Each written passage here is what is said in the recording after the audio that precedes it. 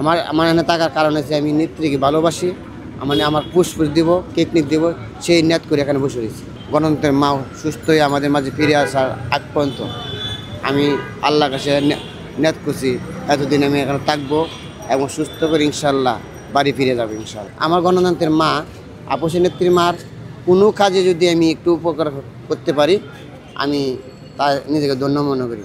সেই সুবাদে আজকে এখানে 9-10 দিন যাবৎ অবস্থান করছি, যাতে আমার গণতন্ত্রের মা ফুসফুস একটা কিডনির সমস্যা, যদিও ডাক্তারের সাথে আমার যোগাযোগ হয়েছে, আলাপ হয়েছে, ডাক্তার আমার নিউজ জানছে, হয়তো আপনারা দেখছেন ইউটিউবে, ফুসফুস কিডনি দেওয়ার জন্য আমি এখানে অবস্থান করছি।